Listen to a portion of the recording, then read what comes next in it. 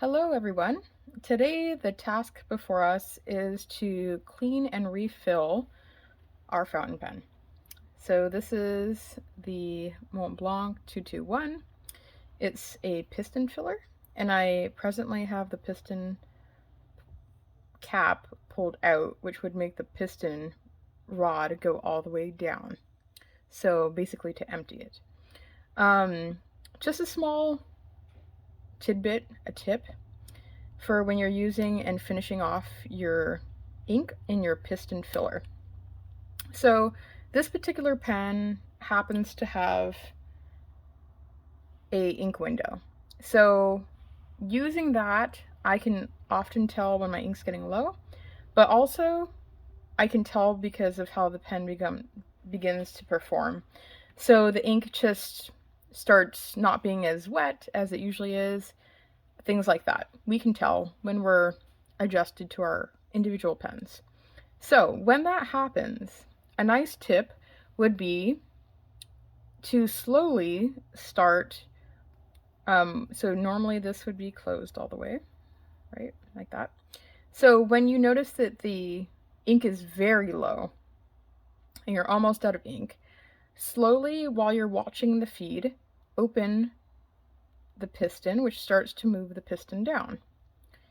And as that piston moves down, it's going to start basically brushing up against the walls of the reservoir where the ink is and bring all that ink down to the bottom. You should be watching here to make sure that ink isn't dripping out. Depending on how empty it is, if I only reach halfway and the ink starts to pool or drip, then back off the piston a little bit, which will bring it back in, and leave it for the moment. Keep using your ink. But if it is really on its way to being dry, I should be able to fully extend this piston rod, which brings this piston all the way down, pulls all the ink out of this cavity, and pushes it into the feed and the nib. And if no ink has come out here, that's excellent. That means that the feed has absorbed that ink. And now I continue to write. You might notice the nib is now going to be a little bit wetter because it's gotten a fresh dose of ink to it. I really like this approach because it's zero waste, really, because I'm completely expelling that ink that might be, if you've seen, through a converter, or if you have a demonstrator pen, you can see how the little ink beads up on the sides. So this way, just completely getting it out. And then if you keep writing until your nib and feed are dry, or nearly dry, then you've successfully used all your ink without wasting any. So not only is it nice for no waste, but also you're going to spend less time cleaning because, quite frankly, you've gotten more of the ink out than if you still had some remnant in there and you're going to be flushing for a little bit longer. So this video is going to be great for just cleaning and refilling your fountain pens in general, some tips and some tools that you might be interested in using, but also it's obviously going to be a little bit more geared toward a piston because that is what this pen is. So I'm going to put this aside for a minute, and I'm going to go over some of the things that you're going to want to have handy while you begin your cleaning journey. So first of all, you're definitely going to want a bulb syringe. The more standard sizes I've seen of bulb syringes for cleaning fountain pens, which really, obviously they're not for cleaning fountain pens, they're meant for cleaning something else out. But they're much larger, they have a longer point to them. They're great, but I like these better. It's still meant for the same purposes. It's meant for flushing out, nasal cavities. But I like the smaller size, and I like that I can take this piece off. So when I'm done, I leave everything out to dry fully, so, it just keeps everything cleaner. I also like that it's way more compact. I can store this very conveniently and use it very nicely, and I still find that it holds a great amount of water. I don't have any, issue with filling this up 3 times instead of once on a large one. To me, it's not an inconvenience. So to each their own on this. I got this on Amazon, it came with two different tips pieces to it. This one usually fits really beautifully, just to go and right on up against the feed from the inside and flush it out. And then depending on some other pens, this one works well too. So I use them both, but more often than not, it's this one. It's also like a soft rubber, so I like that it's not abrasive. This one is too, but not as soft. This is pretty flexible. So there's that. You will want to have a toothbrush. A nice, soft, bristled brush to clean your nib and feed, especially if things have gotten a little crustified or if you're using any interesting components in your ink like glitter, anything that has shimmer and glitter. Usually a nice brush to that feed and to the nib will do it worlds of good, in addition to just cleaning it with water. So, you know, you can buy a specific toothbrush for these purposes. Some people, recycle them after they've used their old toothbrush for a month or something. They give it a nice cleaning, and then now it's repurposed.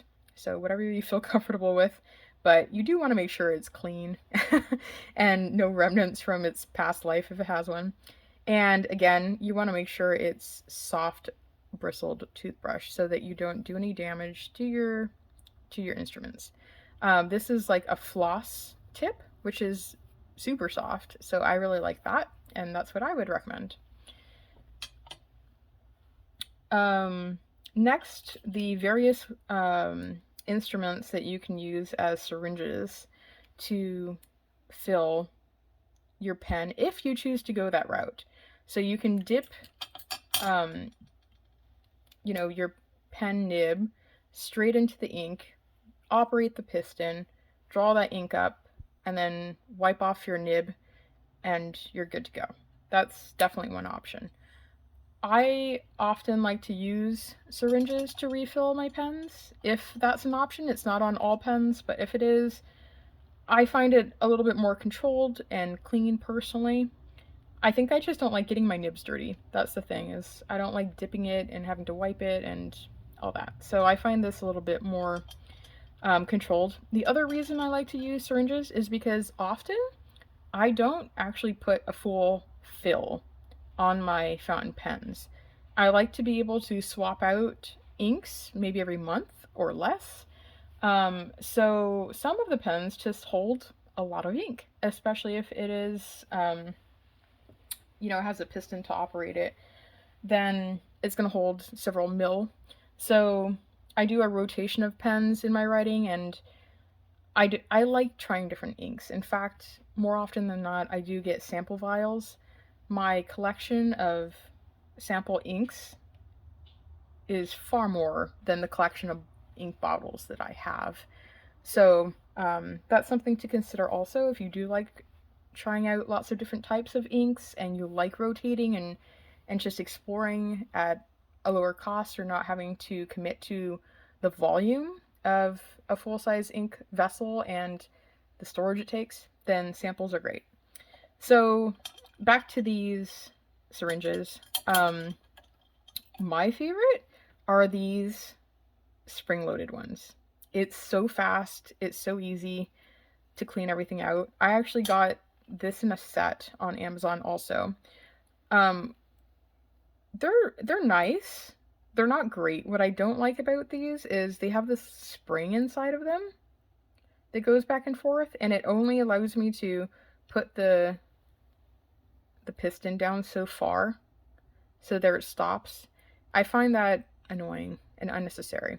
So I think I got 3 of these with different operations. So this one's like spring-loaded, and it came with 2 twist ones for, I think it was like $10.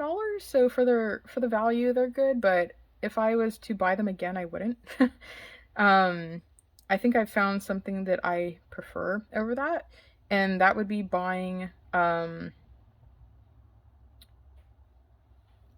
maybe like TWSBI. You can buy their converter with the spring one. It came with a swipe, but you can buy it separately, and it's massive. Like it's probably 3 times the size. So when you're talking about cleaning your pens out and you have a spring cartridge converter with like 3 mils in it, things are going to go quick. It's going to be nice. So that's what I would recommend personally. But I have these and they work fine, so I keep using them. Then probably a more traditional one is where you pull it. This holds 3 mils, so it's very convenient as far as it flushes your pen quickly. I also like that it has the measurements on it. So again, when you're putting ink in, let's say, oh, I know I only want to use, 0.5 ml of ink. Well, I fill it to there, I put it in my pen, and I know now that I have 0.5 ml to write with it for a week or two, and then I can swap out the ink again. So these are just a little bit, it does take a little bit more function to pull it than if you just had the plunger, but still, this still works fantastic. So I like that. Next, this is the TWSBI pipe, and PINEIDER makes one also. They're very long, which is nice because you can reach into those sample vials very easily, and I think that's great. It attaches to pretty much any standard international converter. So here I have a standard international converter that fits onto, and that works great. The only thing I don't care for about these is that the width of that pipe compared to the smaller ones is quite large, and so the suction is not as good. The length probably isn't doing it a favor either, but if it was smaller in diameter, this would have a lot more suctioning power to get every last drop and be more of an exact instrument instead of, it's kind of sloppy and messy sometimes. And I think the biggest problem people have with it is when you detach it from the converter, ink expels out this all over the place, because again, the suction isn't great, so there's going to be some ink remaining in here when you use it, and then when that suction and that pressure is taken off, it just kind of goes so a little bit messy. It's not horrible, it's not like it's going to squirt you or anything, but it's maybe not the best option out there.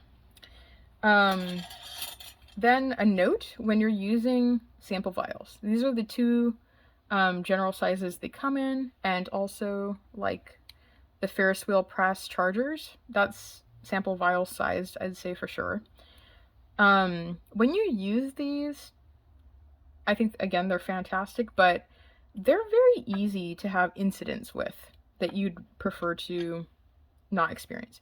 So they'll tip over very easily when you're trying to fill, especially when you're trying to do multiple things at the same time with, this and your pen and that.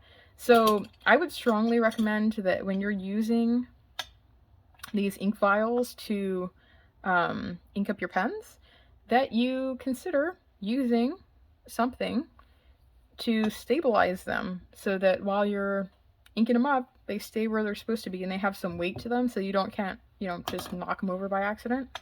So you can order wood blocks to hold your ink samples. There's other things out there too that are made of ceramic and maybe even metal, I think I've seen online, or marble. So that's really nice because then all you do is uncap it and put it in there, and while you're using it, it's stable. So that's really nice, and I would encourage that.